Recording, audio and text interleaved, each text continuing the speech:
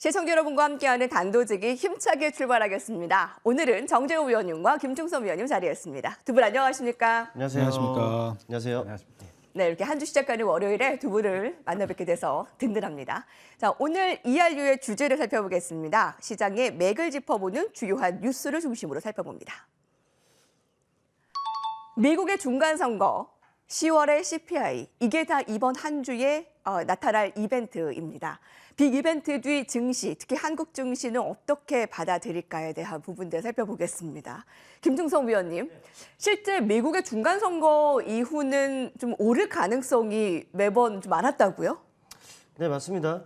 일단은 뭐 이번 주 같은 경우에는 그렇죠. 굵직한 이벤트가 두 개가 있죠. 여기 나와 있는 뭐 중간 선거라든지 CPI 가 예정이 좀 되어 있기 때문에 어찌 보면 좀 확인을 하고 가야 할 부분들이 분명히 있습니다. 일단 뭐 CPI 같은 경우를 먼저 말씀을 드리면은 사실 FOMC 당장 다음 달에 FOMC 정책금리의 그 결정에 상당히 많은 영향을 미치기 때문에 시장에서 상당히 그 주목하고 있는 이런 부분이기도 합니다.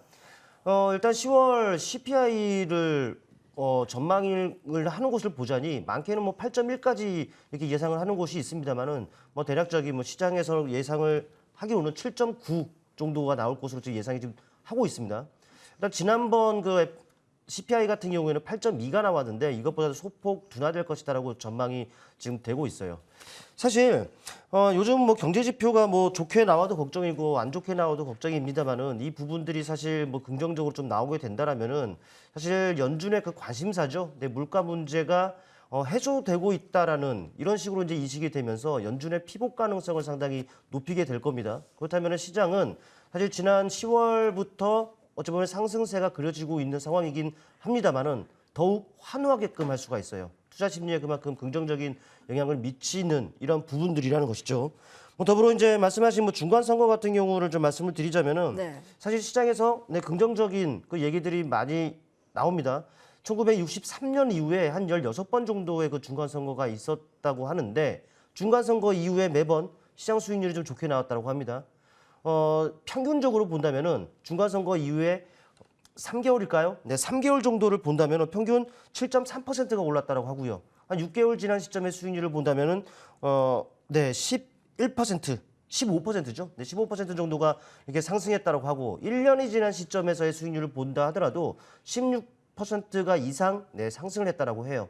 사실 이 부분 자체만 놓고 본다면은 확실하게 이 중간 선거라는 것이 이 증시 수익률을 반전시키는 이러한 부분들이 아니었나 좀 생각을 해볼 수가 있습니다. 실제로도 중간 선거 이전에는 증시들이 대부분 약세였다라고 해요. 그런데 중간 선거 이후에 플러스로 돌아섰다라고 한다는 것은 확실하게 모멘텀으로 좀 인식이 되어 온 것이 좀 사실이었다는 것이죠. 물론 한 번 정도가 중간 선거 이후에 하락을 했다고 합니다. 그런데 이제 그때는 훨씬 이전, 뭐 대공황이라든지 세계 2차 대전이라든지 이런 부분들이 좀 있었기 때문에 증시 자체가 원체의 그 혼란했었던 부분들이 좀 있다는 것이죠. 물론 이제 지금 우리 시장도 본다면은 우리 시장뿐만 아니라 글로벌 주식 전반이 좀 혼란스럽기도 합니다. 뭐 그 긴축, 금리 인상, 뭐 인플레이션, 또 그럼으로 해서 이제 경기 침체 우려 이런 부분들이 좀 있는 상황이기 때문에 좀 혼란스럽기도 하죠. 때문에 이번 중간 선거가 어떻게 작용할런지는 좀 어찌 보면 쉽게 말씀드리면 좀 뚜껑을 열어봐야지 된다. 뭐 이런 부분들 좀 말씀을 드릴 수가 좀 있을 것 같아요. 앞서 언급드렸던 뭐 CPI 같은 경우에도 또 중간 선거 같은 경우에도 질에 뭐 성급하게 뭐 예상하거나 또 판단을 하지는 않겠습니다. 다시 한번 말씀드리건데 뚜껑을 열어봐야지 되는 이런 상황이다라고 보시면 될 것 같고 그렇다면 우리가 이런 상황에서 어떻게 시장에 또 어떤 전략을 가지고 시장에 임하는지가 그만큼 중요하다라고 말씀을 드릴 수가 있겠는데 이거는요 오늘 움직인 섹터와 종목들을 가지고 충분히 팁을 얻을 수 있지 않겠느냐 생각이 됩니다. 오늘 움직인 종목들이 뭐가 있습니까? 그래 우크라이나 재건과 관련한 부분들을 좀 빼놓을 수 없을 것 같아요. 최근에 중요한 것은 관련 이슈들이 계속적으로 나오고 있다는 것이죠. 제가 항상 강조드리고 있는 지속되고 있는 이슈라는 거예요. 때문에 종목들이 반등을 했고요. 제가 이 단도직입 시간에서 추천드렸던 데모의 경우 어떻게 됐습니까? 네, 25% 급등 나왔어요. 네, 단기적으로 저점 구간에서 여러분께 언급을 드렸고 25%가 이렇게 떴단 말이죠. 지속 가능한 이슈를 계속적으로 강조드리고 있는 이유가 바로 여기에 있다는 것이고요. 또 다음 코너에서도 지금 말씀을 드리겠습니다만은 오늘 자동차 관련주들이 돋보이는 상승세를 나타냈었죠. 현대차 같은 경우에는 근래 보기 힘들었던 4% 가까운 상승률이 그려졌어요. 기아 같은 경우에도요. 2% 후반의 그 상승률을 기록하면서 상당히 견조할 수 있었다는 것이죠. 이 말은 역시나 물론 이제 IRA 그 유예와 관련한 이슈가 나오긴 했습니다만은 이전부터도 호재성 이슈들이 지속이 되어 왔다는 것이죠. 그렇다 보니까는 오늘과 같은 상승세들이 좀 있었다라고 여러분께서 보시면 될 것 같은데 이런 부분들을 놓고 본다면은 예. 역시나 이슈에서 우리가 매매 팁을 얻을 필요가 있겠죠. 지속 가능한 이슈에서 우리가 매매 팁을 얻고 또 오래 가지고 갈 수가 없습니다. 아직까지 시장 전반적인 상황들을 고려하면은 변수들이 아직까지 여전하잖아요. 예. 그렇다 보니까는 언제든지 시장 변동성이 확대될 수가 있기 때문에 오래 들고 가기보다는 트레이딩 관점에서 이렇게 지금 보는 것이 상당히 유리하다라는 말씀 강조드리겠습니다. 그렇군요. 지난주부터 시장의 분위기가 좀 나아지려나는 상황도 있지만 여전히 대외 이슈가 산재되어 있기 때문에 김종석 위원께서는 대외 이슈에 좀 크게 좌지우지되지 않는 지속 가능한 이슈에 초점을 맞추자라는 시각입니다. 자, 실제로 우크라이나 재건과 관련해서 계속 보자라고 했는데 추천 중인 데모라는 종목은 오늘 25%, 지난 금요일에 10%, 또 그 전날에는 3%가량 올라서 최근에 아주 급등한 종목 보유를 하고 있어요. 자, 이렇게 빅 이벤트 뒤 증시의 상황을 외견하고 있습니다. 정재우 위원님 어떻게 보십니까? 네, 일단 중간 선거와 CPI도 물론 중요한데요. 이번 주는 또 다른 이벤트가 하나가 자리 잡고 있습니다. 먼저 오늘장 상승과 관련된 부분들은 눈치채신 분들도 계시겠지만 환율의 영향이 굉장히 컸었죠. 그리고 지금으로부터 3주 전 시장의 내러티브에서 가장 중요하게 봐야 할 것들, 환율 하락과 관련된 종목군들의 수급이 들어오고 있다는 것을 포착해 드렸었습니다. 금요일장 미증시의 상승과 오늘 우리 시장의 상승 관련된 부분들은 단지 중간 선거에 대한 그리고 CPI에 대한 기대치만 가지고 또 어떤 우려만 가지고 움직이고 있는 것은 아니에요. 전체적으로 한번 그런 부분들을 천천히 짚어보도록 하겠습니다.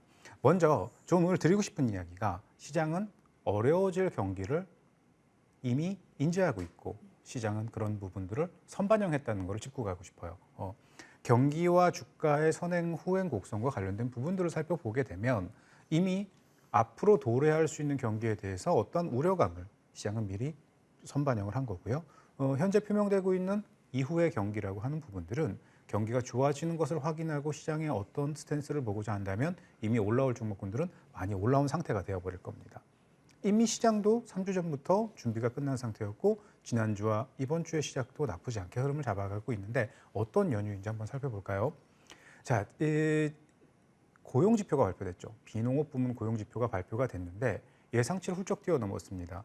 20만 개를 뛰어넘은 것은 물론이고요. 25만 개가 넘어가게 되면은 시장에 대해서는 앞으로 금리 정책과 또 최종 금리에 대한 변화가 세게 들어올 수 있을 거라는 우려 때문에 안 좋을 거라고 예상을 했었는데 무려 26만 1천 개의 상승세가 나왔음에도 불구하고 시장은 장중 변동은 있었으나 큰 억지성 하락이라던가 변동은 없었어요. 되려 아시아 증시라던가 상품 통화 권역의 흐름들은 좋게 나오고 있는 상황이고요.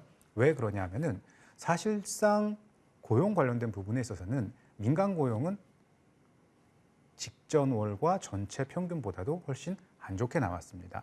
또 근래까지 고용시장을 이끌었었던 서비스 업종의 상승률도 3만 5천 개의 일자리 상승이 나와서 평균 7만 8천 개 상승의 절반밖에 못 미친 수준이었고요. 실업률을 봐도요. 실업률이 지난달 3.5%에서 3.7%로 상승을 했고 또 풀타임 근무자들의 해고율과 감소율과 그다음에 파트타임 고용자들의 증가율 16만 개의 증가율 대비 42만 개의 하락률. 고용의 실은 좋지 않고 고용시장에 유지되고 있는 흐름도 이전보다는 탄력도를 잃어가고 있는 모습이에요. 결국 이런 것들은 무엇을 뜻하냐 하면 지금 현재보다 앞으로 도래할 수 있는 애플도 메타도 그다음에 그 외의 주요 미국의 빅테크 기업들도 감원 계획을 타이트하게 세워놓고 있거든요. 하나둘 감원 계획은 시행이 되고 있고 앞으로 더 시행이 될 것이고요. 그럼 결국 차후의 고용시장과 관련된 부분은 연준이 타겟팅하고 있는 수치에 거의 부합하는 수준으로 들어오게 될 거예요. 과연 이 상황에서 금리를 더 타이트하게 끌어올리고 최종 금리를 높여서 볼 수 있는 여지가 있겠느냐라는 질문을 하게 되면 경기가 안 좋아지는 거잖아요. 경기가 안 좋아진다는 건 결국 어떤 부분으로 볼 수 있느냐. 안 좋아지는 국가의 화폐를 사야 되냐 말아야 되냐로 귀결될 내용이거든요. 그럼 결국 달러 강세가 왜 약세로 전환될 수 있는 여지를 가지고 있는지, 그다음에 달러 강세로 인해서 미국이 직접적인 피해를 보기 시작하면서 정책적인 속도의 조절이라던가 스탠스의 조절로 달러 강세를 어느 정도 묶어두고 네. 다시금 전환될 수 있는 피봇의 성향을 보일 수 있는 전환점을 맞이할 수 있는 계기를 만들었는가 생각해 볼 필요성이 있다는 거죠. 그러면 다시 조금 중간 선거 이야기로 넘어가서 조금 더 살펴보자고 하면 이미 중간 선거 결과는 공화당의 압승이 될 수 있을 것이다로 기결되고 있어요. 상원을 지배할 수 있는 확률을 85%로 보고 있고요. 죄송합니다. 상원을 공화당이 장악할 수 있는 경우의 수를 55%로 보고 있고요. 하원을 장악할 수 있는 경우의 수를 85%로 보고 있습니다. 그래서 이미 지난주부터 그런 부분들은 베팅이 되어 왔기 때문에 시장은 어느 정도 선반영을 하고 있다고 봐야 될 거예요. 그럼에도 불구하고 뉴욕 증시에서 빅테크들은 하락세를 보였었거든요. 그리고 전체적인 나스닥 지수의 흐름은 일주일 동안의 흐름을 지켜봤을 때 그렇게 펄쩍 뛰는 흐름은 아니었다고 봐야지 될 거예요. 반면 아시아 증시에서 우리 시장뿐만 아니라 중국 시장 크게 상승을 했었죠. 과연 중간 선거에 대한 기대치를 선반영하고 있냐라는 질문을 하게 되면은 중간 선거에 대한 부분을 어느 정도 인지는 하고 있지만 그 부분을 확대 해석하고 있지는 않다. 왜냐하면 원래 이 시장이라고 하는 곳이 그래요. 제가 앞으로 어떤 당파의 파벌을 갖고 있는 뭐 민주당이든 공화당이든 누가 됐든 어느 자리에 올라왔다고 가정을 해보죠. 네. 그럼 거기에 수혜가 될 수 있는 것과 그로 인해서 볼 수 있는 바람의 방향이라는 게 있지 않습니까? 거기에 맞춰서 스펙트럼을 쫙 벌려놓고 포트를 구성해 놨는데 정책의 변화라던가 어떤 큰 정치적인 이슈에 의해서 판이 뒤집어졌다. 그럼 또 갖고 있는 포트를 다 뒤집어야지 될 거 아니에요. 비근한 예로 중립금리를 2.5%에 맞췄다, 3%에 맞췄다, 3.5%에 맞췄다, 4%에 맞췄다. 최종금리가 5%가 넘어갈 수도 있을 것이다. 이런 우려 때문에 각 스택 그 수치별로 맞춰놨었던 포트폴리오를 계속 리밸런싱을 하면서 내려왔었거든요. 네. 그렇게 무언가 변화가 갑작스럽게 크게 들어오는 걸 별로 좋아하지 않아요. 시장은. 그래서 이미 지금 시장도 대체적으로 공화당이 승리할 수 있을 것이다 베팅이 되어 있지만 만약 공화당이 장악을 한다고 했을 때 좋게만 볼 수 있는 부분이 있느냐? 그것도 아닐 겁니다. 왜냐하면 바뀌는 거잖아요. 현재 민주당이 만들어 나왔었던 많은 정책 부분들이 뒤집어질 수 있는 거기 때문에 그에 따른 종목군들의 리밸런싱은 또 들어와야지 될 거예요. 반대로 민주당이 다시 장악을 했다고 가정을 해보면 그것과 관련돼서도 공화당이 승리했을 때를 예측을 해서 포트 밸런스를 맞춰놨던 부분들은 리밸런싱이 되어야 될 거고요. 둘 다 일장일단이 있지만 지금 현재로서는 공화당 승리에 많은 것들이 베팅이 되어 있기 때문에 조금은 유리할 수 있을 겁니다만 결론 지어보자면 결국 누가 돼도 어느 팀이 어떻게 한다고 해도 시장은 무조건 맞춰가게 되어 있습니다. 불리한 것들을 떨어내고 유리한 것들을 가져갈 수밖에 없는 것이 시장의 생리이기 때문에 어느 팀이 된다고 해도 처음에는 흔들림이 나올 수밖에 없을 거예요. 어느 한쪽은 분명 해칭이 되어 있을 거거든요. 해칭되어 있는 부분들에 대해서는 풀어줘야 될 거고요. 그래서 작은 변동은 나올 수 있겠지만 전반적으로는 어떤 결과가 나오든 간에 흐름은 맞춰가게 될 거라는 거예요. 다시 앞서 말씀드렸던 내용으로 잠시 넘어가 보면 경기가 안 좋아질 거라는 걸 선반영을 하고 있고 선반영한 만큼 시장의 수급은 어떤 것에 포커스를 맞추고 유입이 되었어요. 결국 중간 선거와 CPI도 중요한 이슈지만 시장이 앞으로 어떻게 될 수 있을 것이다. 시장은 대략적인 경기가 불투명할 것이라는 것에 대해서는 저점을 찍었다. 그 부분과 관련된 것들도 앞으로 경기가 어려워질 수 있다는 것을 먼저 선반영한 종목군들은 공매도가 많이 나온 종목군들로부터 많이 매수가 유입이 되고 있고 또 1,400원 중반대에서 과연 1달러를 환전하는데 1,450원, 30원, 20원을 주고 해외 투자자들이 국내에 들어왔던 돈들 빼고 나갈 수 있을 것이냐. 반대로 국내 투자자가 그 돈을 주고 달러를 구매할 수 있을 것이냐는 질문을 해보게 된다면 앞으로 큰 수익이 난다고 해도 반대로 환율로 데미지를 입을 수 있는 걸 감안해 보면 지금 상태에서는 환율의 포커스를 맞춰서 움직이고 있는 수급들이 전체 시장의 중심이 될 수밖에 없다는 걸 반증할 수 있겠죠. 정리해 보자면 지금 전체 달러 약세로 인해서 들어올 수 있는 상품 가격의 상승 거기에 포커스가 맞춰져 있는 구간이기 때문에 앞으로 중간 선거보다는 경제 지표에 따라서 바뀔 수 있는 금리 정책의 변화, 최종 금리에 대한 어떤 견해. 이번 주는 블랙아웃 기간이 끝나고 FOMC가 끝났기 때문에 굉장히 많은 연준 인사들의 발언이 있거든요. 그들의 발언에 따라서 장중 흔들림이라든가 꿈틀거림은 유지될 수 있을 거예요. 또 하나 중요한 것은 우리 시장은 이번 주는 본월물, 11월물 옵션 만기가 자리 잡고 있는 주간이고요. 이번 옵션 만기는 굉장히 역대급으로 큰 득실 관계가 좌지우지되고 있어서 그걸 조율하기 위한 지수의 상승 견인과 지수의 변동 견인을 유도할 수 있는 종목군들의 흐름이 유도되고 있다는 거 이렇게 좀 짚어드리도록 하겠습니다. 결론은 빅 이벤트 뒤 증시는 흔들림을 이끌어가면서 환율 눈치를 보고 환율에 따른 흐름에 맞춰서 종목들의 좀 중장기적인 흐름들은 유지될 수 있을 것이다로 결론 내리도록 할게요. 정재훈 위원님께서는 네. 환율과 이 달러의 움직임을 크게 예의주시하고 있습니다. 11월 8일 현지 시간으로 미국의 중간선거, 그 전에는 이제 선례가 그 이후에 좀 오른 가능성이 많았지만 이번에는 어떤가 살펴봐야 되겠고, 11월 10일에는 CPI 효과, 소비자 물가지수, 그 전에 금리, 최종금리가 더 높아질 수 있다라는 정책의 방향을 확인한 이후 처음 나오는 주요한 경제지표이기 때문에 주목해야 되겠습니다. 자, 이번 주에는 또 옵션 만기가 있네요. 우리 증시에서는요. 자, 주요하게 살펴봤습니다. 자, 오늘의 빅 키워드 살펴보겠습니다. 어떤 업종, 어떤 테마, 어떤 종목에 여러분 주목하고 계셨어요? 저희가 준비한 건 이겁니다.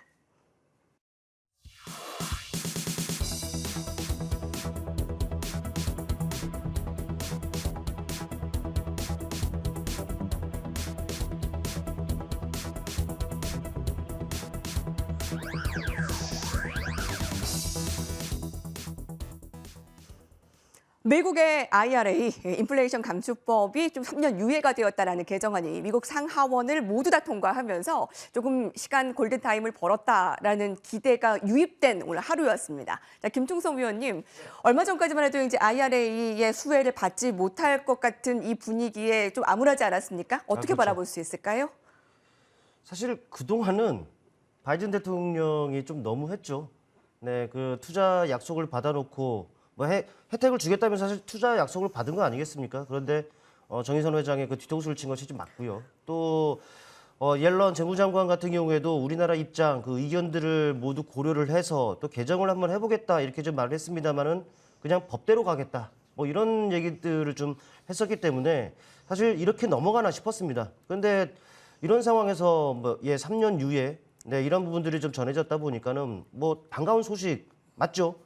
뭐 관련주들이 움직이는 것만 보더라도 확실하게 뭐 좋은 소식이면 틀림없는 것 같아요. 근데 사실 이 IRA와 관련해서 이뿐만 아니라 사실 이 자동차 섹터에는요, 호재성 이슈들이 계속적으로 있어 왔다라는 부분들을 좀 아셔야 될 것 같습니다. 어떤 이슈들이 있었냐면은, 네, 사실, 글로벌 각국이 그 내연기관 자동차에서 이 전기차로의 속도를 계속적으로 높이고 있습니다. 예. 이 부분들은 뭐겠습니까?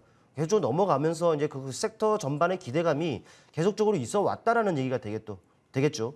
또 현대차 자체만 놓고 보더라도 유럽 5개국에서 아이오닉 5, 6죠. 네, 아이오닉 그 6를 동시에 이제 판매하겠다라는 이런 그 이슈도 좀 전에 있었고, 또 글로벌 전반으로 놓고 보더라도요, 이 전기차 분야에 무려 1,700조 이상이 지금 투자가 될 것이다라는 이런 내용들도 좀 있어 왔습니다.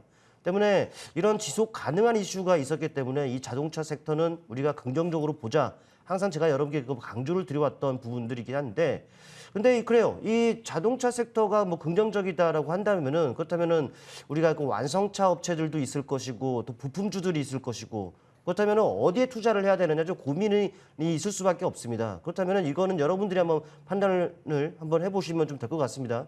일단 최근에 보면은 지난 6월이었습니다. 지난 6월에서 9월 중반까지 이 자동차 섹터 종목들이 한 차례 추세를 만들면서 상당히 놀라운 탄력적인 움직임을 나타내기도 했었습니다. 완성차 종목들도 그렇고 부품주들도 그렇고 좋은 모습을 나타냈었다는 것이죠. 근데 제가 이 완성차 업체들, 일반적으로 현대차, 기아가 있지 않겠습니까? 그 기간 동안에 그 상승률을 봤더니 현대차 같은 경우에는 22%가량이 올랐습니다. 기아 같은 경우에는 13%가량이 올랐어요. 그런데 이제 부품 쪽으로 이제 보자니 뭐 일반적으로 알려져 있는 종목들이 뭐 SL이 있겠고 화신이 있을 텐데 이 SL 같은 경우에는요 50%가 올랐습니다. 같은 기간이에요. 화신 같은 경우는 60%가 올랐습니다. 이 자체만 놓고 본다면은 또 이제 수익을 쫓는 이런 분들이라면은 아무래도 이제 완성차보다는 부품 쪽이 좀 그나마 좀 유리할 것이다라는 판단을 해볼 수가 있겠고요. 그렇다면 여러분들이 이제 판단이 말씀을 드렸으니까 판단은 이제 여러분들이 하시고 또 이제 결정은 여러분들이 하시면 될 것 같습니다. 아무래도 이제 개인 투자자분들은 또 수익률 쫓는 분들은 제가 말씀드렸다시피 부품 쪽이 좀 월등히 좀 좋았다라는 부분들 감안하면은 부품 쪽에 좀 초점을 맞추는 것이 어떻겠느냐 말씀드리겠고, 이 자동차와 관련해서는 이게 간단하게 좀 말씀을 드려보는 것으로 하겠습니다. 자동차주의 호재 이슈들이 좀 있어왔던 네네. 편이다라고 의견을 주셨어요. 그리고 자동차주 안에서는 완성차보다는 부품주의 온기가 조금 더 있는 편으로 얘기를 주시고 관심도 그쪽이신가요? 오늘 주목하고 있는 특징주는요?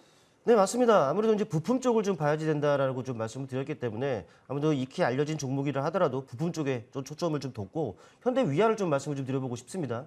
일단 현대위아 같은 경우에는 여러분들이 다 알고 계시는 친숙한 종목입니다. 때문에 이거를 트레이딩 관점에서 이제 말씀을 드리고자 하는데, 그러기 위해서 전 차트를 한번 보겠습니다. 차트를 보시면 아시겠습니다만은 앞서 말씀드렸던 그 기간 6월 중반에서 9월 중반입니다. 바로 여기서부터 여기예요. 어떻습니까? 현대위아 좀 무거운 종목 아니겠습니까? 이 무거운 종목도 부품주라는 그 이유로 약 60%가 올랐습니다. 아무래도 완성차보다는 이 부품 쪽이 훨씬 유리하다라는 것을 이 대형주인 이 종목만 놓고 보더라도 알 수가 있죠. 그리고 나서 주가가 충분히 좀 눌렸습니다. 그리고 저 여기 와 있다는 것이죠. 큰 틀에서 놓고 보더라도 내내 부진했었던 주가가 한 차례 오르고 내리는 이런 그 모습이 나타났다는 것이죠. 이 자체만으로도 가격 매력이 좀 부각이 되어 있는 상황입니다. 그렇다 보니까 저가 매수에 유입이 이루어질 수가 있는 상황인 것이고, 또 수급적인 부분들을 놓고 보더라도 외국인과 기관 조금의 일관성 없는 패턴이긴 합니다만 그래도 전반적으로 보면 최근 수급 개선의 가능성, 조짐을 나타내고 있다는 것이죠. 이 바닥에 대한 신뢰는 물론이거니와 또 심리적으로 좀 안정을 줄 수 있는 이런 수급이 유입되고 있다. 매매에 충분한 팁이 될 것이라고 판단이 됩니다. 그렇기 때문에 부품 쪽에서는 현대위아 한번 눈여겨보시길 바라겠습니다. 예. 특징주 관심 있게 보는 것 가운데는 현대위아였습니다. 자동차주들 오늘 뚜렷한 상승세, 특히 IRA의 수혜를 받지 못할 우리나라 입장에서는 좀 억울했던 상황에서 3년 유예 기간을 가지면서 이제 기대가 유입된 부분 아니겠습니까? 그럼 지금으로부터는 자동차주는 어떻게 움직일 가능성이 클까요? 정재호 위원님. 네, 우리 김충성 위원님께서 아주 설명을 잘 해주셨습니다. 근데 제가 조금 첨언을 해보도록 할게요. 일단 논제가 IRA와 관련돼서 지금 현재 자동차주를 어떻게 보냐가 질문이잖아요, 그죠? 근데 저도 그 부분에 대해서는 같은 의견을 갖고 있어요. 화신 같은 종목군들은 저도 말씀을 드렸던 종목이고, 자동차라는 것을 두고 봤을 때는 자동차 본주보다는 전기차와 내연기관을 아우를 수 있는 부품주가 유리하다라는 거를 꾸준히 제가 설명을 드려왔었거든요. 근데 지금 핵심은 인플레이션 리덕션 액트, 즉 인플레이션 감축 법안과 관련돼서 폐해를 봤었던 자동차주가 어떻게 될 수 있을 것이냐라는 질문이거든요. 근데 별로 인플레이션이랑도 상관이 없어 보이고요. 리덕트 감축과도 별로 그렇게 관계가 없어 보이고, 또 액션이라고 해봐야 시행된 것들이 별로 없어 보입니다. 즉, 이 말장난 같은 이야기인데 어떤 관점으로 봤을 때 이게 인플레이션을 감축시킬 수 있는 요인이 될 수 있느냐, 이 부분을 좀 짚어봐야 될 거거든요. 근데 사실 크게 그거를 확대해석하거나 어떤 의미 부여를 할 건 없다고 봐요. 다만 현대차라든가 기아차 같이 완성차 업체들은 데미지를 입었잖아요. 그런데 유예를 한다고 했을 때 데미지를 입었던 수치만큼은 다시 복구하고 올라갈 수밖에 없을 거거든요. 과연 그 다음도 그게 유지될 수 있느냐가 관건인 거죠. 지금 우리 시장과 관련돼서는 원화를 대신해서 매수할 수 있는 비싼 종목군들과 시가 상위 종목군들의 흐름이 지수를 견인해 왔었고요. 또 그런 전차로 지수가 올라와야 되는 목표 구간과 관련된 것들을 오후 공개 방송에서도 꾸준히 말씀을 드려왔었어요. 결국 요약해 보자면 현대차와 기아차는 이 완성차 업체들은 조금 더 상승을 하게 될 것이고, 관련되어 있는 관련 업종에서도 흐름이 나오게 될 것이지만, 이제부터 생각해 봐야 될 건 뭐냐면요. 중국과 경합을 벌이는 기업들은 다소 다시 불리해질 수 있다는 거죠. 그 부분도 감안을 해봐야 될 거고요.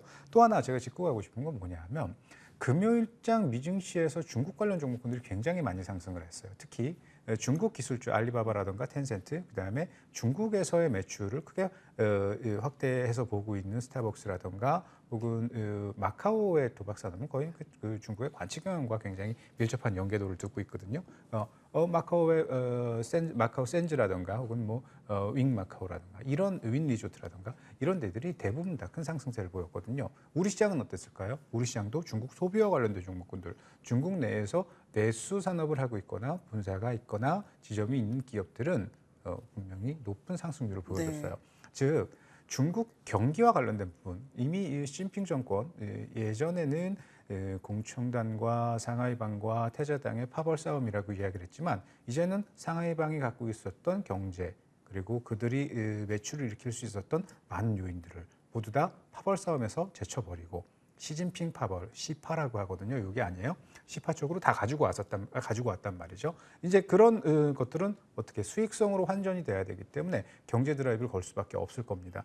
경기를 다시 활성화시키기 위한 재계의 어떤 전조 현상으로 금요일장과 그리고 주말을 넘어오면서 독일의 슐츠 총리가 중국을 방문한 이후에 파이자의 이 백신을 중국에서 쓸 수 있게 되었다라는 네네. 이야기가 나오게 돼요. 중국은 지금까지 코로나 발생 이후에 외국계 백신을 사용한 적이 없거든요. 즉 무언가 개방, 즉 봉쇄했었던 경제가 완화되어 가고 또 재개될 수 있는 조짐이 보여진다라는 게 굉장히 큰 힌트가 됐었을 거예요. 그래서 관련된 미국계 기업들, 중국계 기업, 미국에 상장되어 있는 중국의 기업들이나 빅테크들의 상승이 컸었던 것이고 중국 경기 활성화와 관련된 종목군들이 우리 시장에서도 아시아 시장에서도 미증시에서도 흐름이 나왔던 겁니다. 과연 이랬을 때 어떤 게 더 유리하냐라는 거죠. 우리가 자동차도 좋고 인플레이션 감축 법안에 따른 진짜 정말 인플레이션 감축에 의한 어떤 효시를 보고자 한다면 경기와 관련되어 있는 그리고 앞으로의 경기를 감안해서 무언가 선행될 수 있는 종목군들을 먼저 봐야 된다는 이야기인데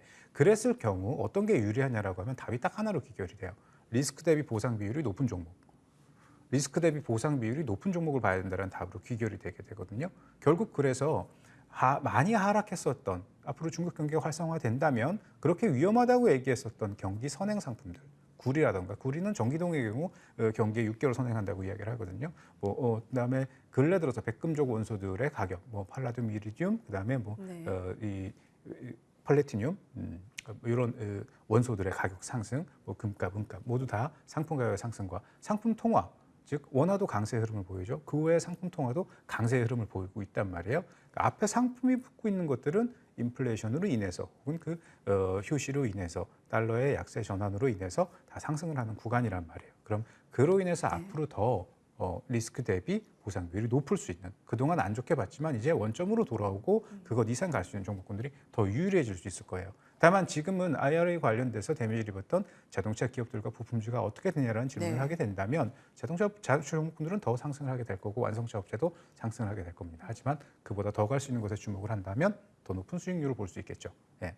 리스크 대비 보상 비율이 큰 종목들 유리하다라고 했는데 그 종목을 그럼 주목하고 있는 특징주로 보면 될까요? 어떤 종목인지? 네, 그 종목과는 전혀 관계가 없이 지금 예. 완성차 업체, 완성차 이야기를 하고 있는 건데 현대차를 짚고 오늘 넘어가는데요. 현대차요. 왜냐하면 예. 현대차는 제가 이 자리에서도 말씀을 드려준 종목이기 때문에 AS 차원이기도 하고 또 수급이 유입되고 있는 이번 주는 옵션 만기 주간이라 그랬잖아요. 지수를 조율하는 데 활용이 되고 있기 때문에 그런 측면에서 이 종목을 지금 현재 어떻게 봐야 되느냐를 좀 짚고 넘어가려고 해요. 제가 최초에 18만 3천원에서 18만 5천 원 구간까지 반발을 보고 그 이상 가는 것은 그렇게 크게 연연하지 말자. 제가 지금 현대차를 얘기하는 건 없는 분들이 잘하는 관점보다 갖고 계신 분들이 활용하기 위한 목적으로 말씀을 드리는 거고 공개 방송에서는 조금 이 종목을 너무 좋아하시는 분들은 이 종목을 조금 포트에 편입해서 특정 구간까지 10%가 좀 넘는 수익을 보시는 것도 나쁘지 않다라고 설명을 드렸었습니다. 그 이후에 변동은 들어왔지만 큰 하락은 없었고요. 손절을 훼손을 하지도 않았었고요. 전반적으로 수급은 잘 유지가 됐었는데 지금 현재 구간부터 시작해서 완만하게 때로는 펑 튀면서 다시 들어오고 올라간 것만큼 내려오고 내린 만큼 오르면서 흐름은 유지가 될 겁니다. 그래서 여전히 18만 원, 18만 3천 원, 18만 5천 원대까지는 무난하게 볼 수 있대. 그 이상의 흐름은 그때 가서 만들어지는 시장의 환경, 매크로, 그다음에 내러티브를 좀 관전하면서 대응을 좀 해보자. 이렇게 좀 설명을 드리도록 할게요. 예. 네. 핫키워드였습니다. 자리를 옮겨 이어가겠습니다.